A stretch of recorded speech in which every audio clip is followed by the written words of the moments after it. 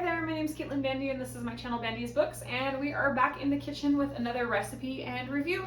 Today we are doing one of my all-time favorite dishes. Literally, I think this would be in my top 5 favorite meals.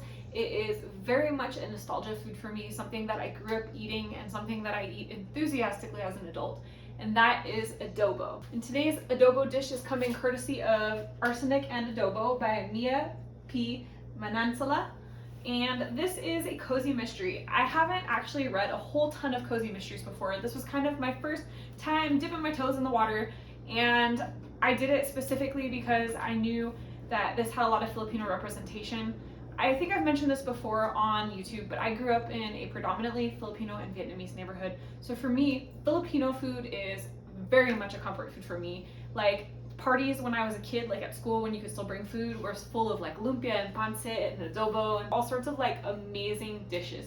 And so anytime that there is like a bunch of Filipino food in a book, I'm like, I want to read all about it. So I picked this up. I had heard good things about it. I was a little skeptical about cozy mysteries because I usually like my mysteries kind of like gritty and dark, but I actually ended up loving this. I found this really enjoyable and fun, and while it did require a bit of suspension of disbelief, it wasn't excessive or anything.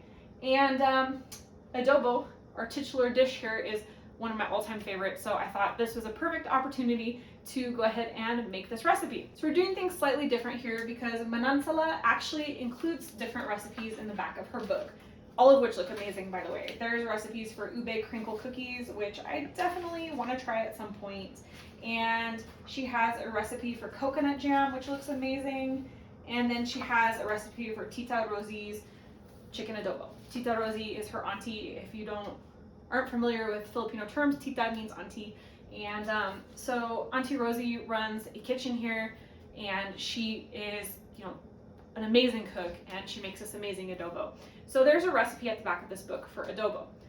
But I have my own recipe for adobo, and I feel pretty strongly about my recipe. So I'm gonna kind of do my own variation, and I wanted to use that as a point of reference for adobo because this is a very personal dish.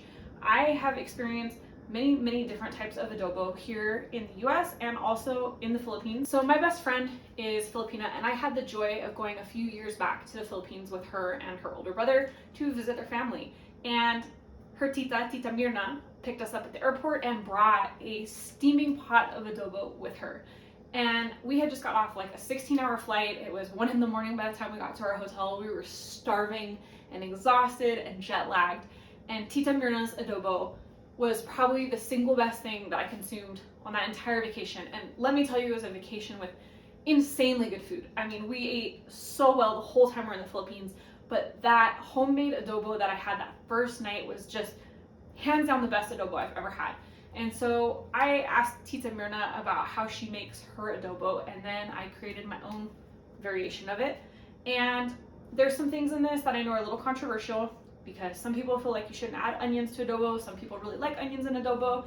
And then this has a pineapple in it, which is not the most traditional thing, but it is an amazing variation. And I want to reiterate that adobo is very personal. So if you're watching me do this recipe and you're like, oh, I never would do this, totally okay. This is a personal experience. It's all about figuring out what you like in your dish. Some people do it with pork, some people do it with chicken. Our variation today is going to be chicken, but you really can't go wrong. And you could try the recipe in this book, you can try my recipe, you can Google recipes online and find all sorts of great variations. And that is the joy of a dish like this, is that there's so much that you can explore, so much you can play with. So not only is adobo part of the title, but there is a segment in the book that actually pops off the main part of the plot of this story that I wanted to read to you. So it says, fudge, not like I could avoid him now. Pasting my customer service smile on again, I approached the table. Would either of you care for a refill? Mr. Long was too busy shoving pork and chicken adobo into his mouth to respond, but Derek pushed his empty glass towards me. As soon as I filled it with tea, he knocked it back and gestured for another refill. Thirsty, huh? I said as I filled the glass yet again. Got a sore throat. It's been bugging me for a while, and the tea helps. So there you see Mr. Long is cramming his face full of pork and chicken adobo, and I think he's got the right idea because that's what I'm going to be doing at the end of this recipe, cramming my face with chicken adobo. So let's get into it. Let me show you what you need. It's a really pretty easy, manageable dish. This first clip that you're going to see is actually from last night because with my chicken adobo, I like to marinate my chicken for 24 hours. So I'm gonna show you the marinade and then we'll jump back to present times and I'll show you what to do with your marinated chicken. So to marinate our chicken adobo, we're gonna have chicken and garlic in the bowl. Garlic is gonna be whole cloves, don't smash them, just throw your cloves in. And then we're gonna put in about half a cup of sugar, just using some white sugar in this case. And then soy sauce,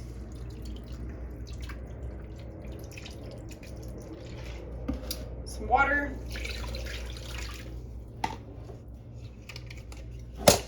oops. I'm gonna add a couple bay leaves,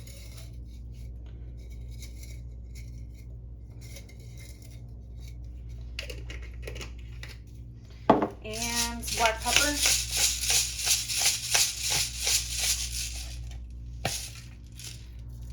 We're gonna sprinkle that in, and we're gonna just make sure that all of our chicken is settled into our liquid so it can absorb some of the soy and some of the sugar. This is basically a brine for our chicken, and it's just gonna give it a nice, delicious flavor for cooking tomorrow. All right, so let's talk about the things that you are going to need to make chicken adobo. So first of all, you're gonna need 8 pieces of chicken. I would recommend dark meat. So I have 4 thighs and 4 legs, and they're gonna be marinated in some soy sauce and sugar, bay leaves, and a whole bunch of garlic. And then once you've got that marinade going, the things that you will need to cook the dish are a pineapple, an onion, black pepper, some more bay leaves, soy and sugar to adjust, and a little bit of white vinegar. So we're gonna start by browning off our chicken. So make sure you save your marinade. We're gonna be using it again. Do not toss it out. We're gonna pop the chicken in here, get a little bit of color on it. So as our chicken gets color, we're just gonna set it to the side. And then we have another round to go.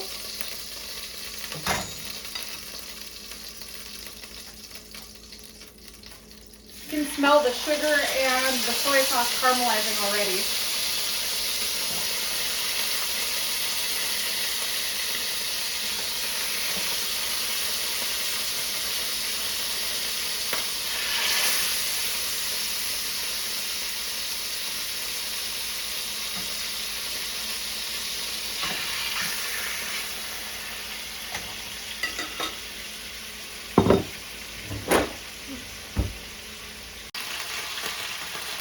So we're gonna go ahead and take our browned chicken out of the pan carefully because we're still getting some splatters here.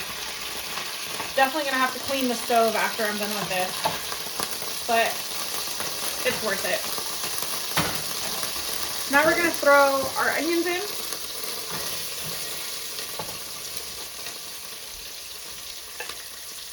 And we're gonna let our onions saute just a little bit.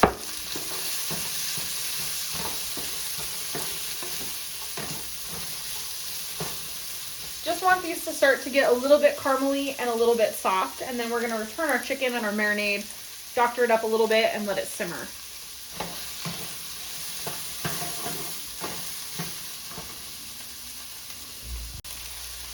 So you can see that our onions are starting to get just slightly caramely. So we're going to return our chicken to the pot.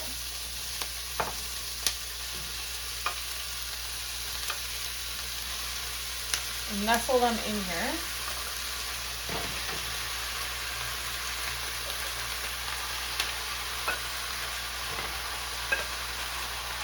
And then we're gonna pour all those beautiful juices in there. Don't want to miss out on any of that flavor. And then we're gonna take our marinade and we're gonna pour this in as well. So this is almost a whole head of garlic that's in here, as well as a couple bay leaves, the soy sauce, and sugar. So want to make sure that this is well submerged. I'm going to add a little bit of water just to make sure everything is covered.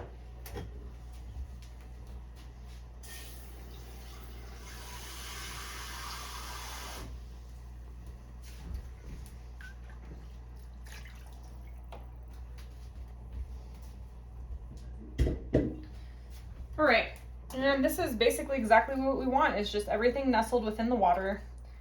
doesn't have to be like covered completely, but as long as it's somewhat submerged. We're gonna let this come up to a boil, and then we're gonna reduce it to a simmer.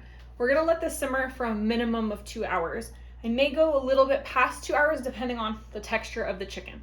We don't want it to turn into mush, but we do want it to be fork tender and falling apart. And I do want our sauce to be super gelatinous and flavorful. So the only way to do that is to cook this low and slow and really allow the time for the flavors to develop. We're going to let this simmer covered for the first probably hour and a half, and then we'll take the cover off and let it simmer uncovered for a half hour to an hour so that the sauce thickens up a little bit. And we'll check back in about an hour. We're gonna see how this is doing. We're gonna taste our broth and see if it's flavorful enough, if it needs any adjustments. And then probably around the halfway before its finished point, we'll add our pineapples and we'll add our vinegar and let it cook a little bit longer, come up to that perfect perfection. And then we're gonna get some white rice going at the same time. So we'll have a nice, beautiful steamed pot of white rice to dump this over. I am so excited. I'm already starving. I can't wait to dig into this. Okay. So while our adobo is simmering away, I thought I would talk to you a bit about this book. So our main character in this book is named Laila Macapagal, and she has recently returned to her hometown. She's been away and she is feeling a little bit insecure about her return. She is not the prodigal child. She's kind of gotten into some trouble. There's some rumors about her, and she's only really returning because her Tita Rosie and her Lola are running a restaurant and they need some help. So she's come home, but her head's her tail's tucked between her legs. She's a little shy and just reticent about things. She's still kind of figuring things out.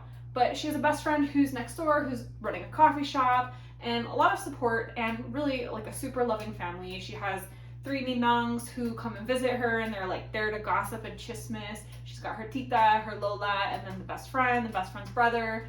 And it's just, it's a really warm family environment. I really loved the characterization. One of the things in the characterization that I especially loved is that, as I mentioned at the beginning of this story, this book incorporates a lot of Filipino culture into the story. So I love that in place of saying aunt and uncle and grandma and grandpa, they use Tagalog words like Lola, Tita, Ninang, all of that. And I love that for the dishes, and just there's lots of little Filipino sayings throughout and words that are incorporated. For example, frequently Lila says oh my gulay, which is a way of saying oh my God, but without saying God, because Catholics and saying God is blasphemous. So oh my gulay is kind of a development from that. There's just all these little things that are added that add so much authenticity and depth to the characters that I really, really appreciated. The plot of the story is very straightforward. We have a food critic named Derek, who is Lila's old flame of sorts, and he comes into Tita Rosie's restaurant and is being kind of a jerk. He's asking for chopsticks, even though she's explained to him that Filipinos don't use chopsticks. He's criticizing food and is clearly ignorant about what he's criticizing. He's really being a pretentious ass. And while he's being a pretentious ass, he's scarfing down all this food, clearing his plates. Clearly he's enjoying the food while he's complaining about it.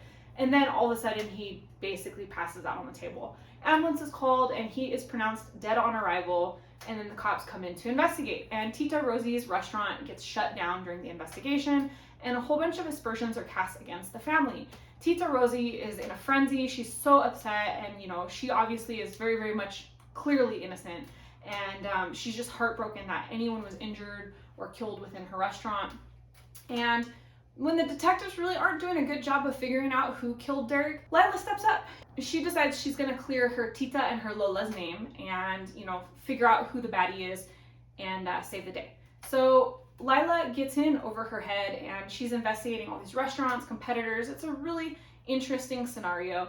And it's definitely not the most plausible plot, but I think going into Cozy Mysteries, at least for me, I went in with the mentality of I'm not gonna hold this to being a police drama. I'm gonna hold this to it being just a fun mystery story. That being said, I did think that there was kind of a nice balance between the really funness and also some of the real repercussions of getting involved in something like this.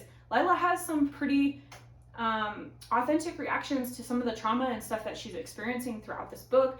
And I thought that was really well portrayed. It didn't make the book heavy or dark. It was a very nice balance between not getting too out there and fluffy and not getting too dark and gritty. It was really, she walked the line really nicely. And you know, overall, I thought this was just really good fun. Again, there's so much food that they talk about in here. Lila in particular is an amazing baker. She makes like this calamansi icebox pie. She makes these ube crinkles. Like, it's just one sweet thing after another that I was like, oh my gosh, I want that, I want that, I want that. So definitely be prepared to be hungry if you read this book. But that said, it's a really fun read, and even if you're not traditionally a cozy mystery person, I think that this might be worth just picking up. You know, maybe when you have a heavier TBR and you're going to be reading a lot of dark books in a row, this might be a fun break within the darkness. I know that I certainly enjoyed it, and I'm super excited to see that there's 2 more books in the series published. I will definitely be reading all 3 of them, and any more that come after that. I am converted to a fan. So that's kind of the summary of the book. We're gonna wait for our adobo to cook. We'll check back in a little bit to show you kind of how to finish this dish and how to take care of it throughout the process. And we'll come in with final thoughts and a taste, and hopefully enjoy a really good dinner. So our adobo has been boiling away for about an hour now. So we're gonna just test this and see how the sweet to salty ratio is. It's already so good. So my recipe is a little saltier than it would be traditionally because we're gonna add all this pineapple, and the pineapple is gonna sweeten this up a little bit more. So speaking of which, at this point we are gonna go ahead and incorporate our pineapple. Oh, there's a couple onion slices that got mixed in there, that's okay. So we're gonna incorporate our pineapple, and then we're gonna also incorporate our vinegar. So we're gonna use some white vinegar in this. I usually like to wait till the last 30 minutes to put my vinegar in. I know that a lot of people put the vinegar in the marinade and then they let it cook the whole time. For me, the vinegar softens up too much when you cook it like through the whole entire cooking process. So I like to do it, like I said, about 30 minutes towards the end. So that way the vinegar stays sharp, and then you're gonna have like a carameliness from the sugar and the pineapple, a little bit of tang from the vinegar. It's gonna soften enough that it's not like in your face of vinegary, but it will still have a little bit of a kick. So we're gonna get our vinegar, our splash of vinegar in there, and we're gonna mix this all around. And then we're gonna bring this back up to a boil, and then we'll drop it down to a simmer, and we'll let it cook for another 30 to 40 minutes, and then it should be dinner time. While this is cooking, I'm gonna go ahead and start some white rice so we have something for this to go with. And I am starving. This smells so good already. I really cannot wait to dig into this. So our adobo, I think, is finally ready. You can see it is beautiful, sticky. This chicken is super tender. Look at that. Like, I can break it up with a spoon.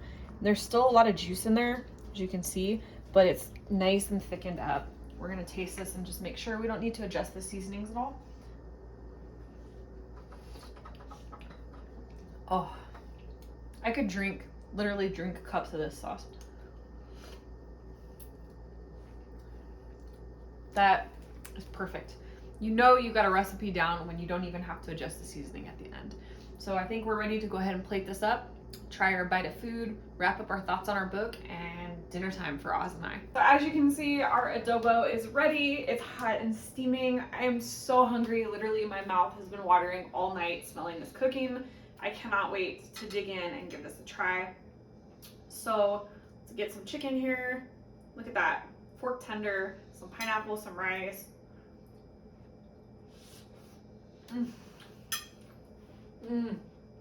This is like one of my absolute favorite meals. It's like a comfort food for me. It feels like a home. So good. Oh, can I just like make a 20-minute video of me eating adobo?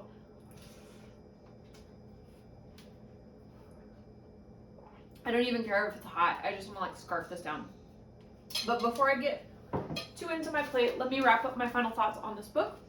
Arsenic and Adobo by Mia P. Manansala is a really fun, cozy mystery. I love the Filipino representation. I love the amount of food that's included in it. It's a fun plot line. Again, not taking it super seriously as a true-to-life detective novel, but if you just want something that's fun, something that you can like suspend a little bit of disbelief, offload a bit of stress, and enjoy a good, solid story, then this is your book. And just be prepared to have some snacks handy because you will definitely be hungry when you get through this one. I have so many more recipes that I want to try from this book, specifically some of the ones that are at the end of the book. For the crinkles and the coconut jam sound amazing, and I really want to get into the kitchen and play with that a little bit. I'm definitely going to be reading the other 2 books in the series and possibly reviewing them as well if I feel inspired to do any of the other dishes, because yeah, with this level of food in it, I feel like this is like one that I should be reading and reviewing. So ultimately, I hope that you both try the adobo recipe and give this book a try if you enjoy cozy mysteries. I don't think you'll be disappointed with either one. And if you like this video, you know what to do, hit that thumbs up button, comment down below and let me know what's a food that reminds you of home, what's like a comfort dish when you're feeling homesick. And if you're not already subscribed to my channel, you know what to do, hit that subscribe button down below as well as the notification bell. That way you never miss a video and we can see each other again soon. Thank you so much for joining. Bye.